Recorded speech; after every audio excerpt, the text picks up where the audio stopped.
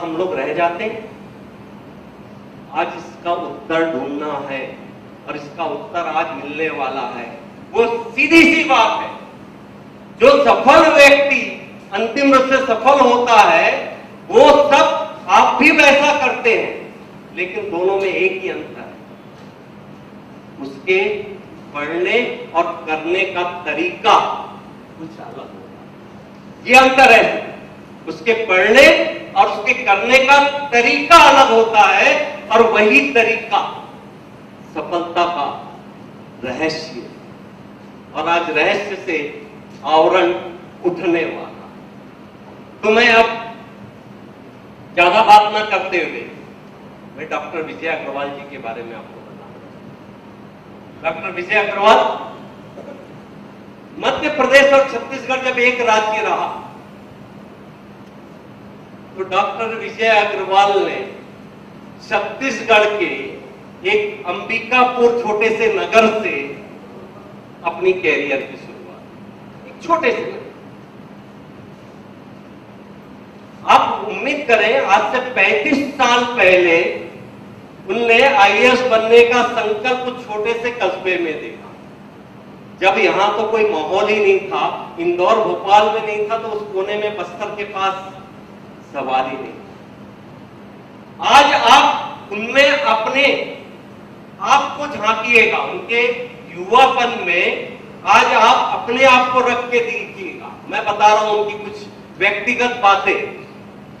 Doctor विजय अग्रवाल जब बहुत छोटे ही थे, शायद 5वीं 6वीं 7वीं में रहे होंगे, अनफॉर्चुनेटली उनके पिताजी का देहांत हो गया। मतलब 10-12 साल की उम्र के थे, पिताजी का देहांत हो गया। सामान्य परिवार से थे, उनके पिताजी की एक किराने की दुकान थी। स्वाभाविक था, परिवार की जिम्मेदारी, बड़े भाई 2 भाई थे, है तो उनके ऊपर आए। ध्यान से सुनिएगा, इसमें डिग्री की जरूरत नहीं पड़ती। डॉक्टर विजय अग्रवाल ने उस किराने की दुकान को लेते हुए, अब स्कूल तो जा नहीं सकते थे, दुकान संभाले या स्कूल जाए, मन में सपना बड़ा था। आपको जानकर आश्चर्य होगा, डॉक्टर विजय अग्रवाल ने 8वीं से और 8वीं की परीक्षा प्राइवेट एग्जाम देके दी, रेगुलर स्कूल जाके नहीं, कॉलेज जाके उनने पढ़ाई नहीं की, प्राइवेट एग्जाम।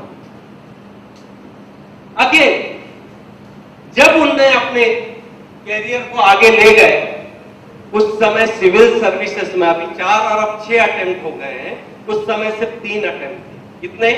3। उन्हें कहीं और मंजूर नहीं था, आना था सिविल सेवा में। आपको जानकर आश्चर्य होगा, कहीं वो दिल्ली और कहीं नहीं गए, अपने संसाधनों से जो भी चीज उपलब्ध हो सकती थी इसकी तैयारी वहीं रहते हुए हो।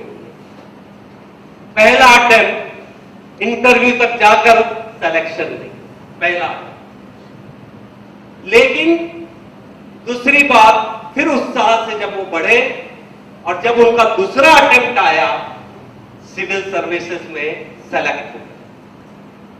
वो व्यक्ति शून्य से उठते हुए, कोई ऐसी डिग्री नहीं, ऐसा कोई परसेंटेज नहीं, ये आपके लिए स्वयं हुआ। यहां क्रम नहीं होगा।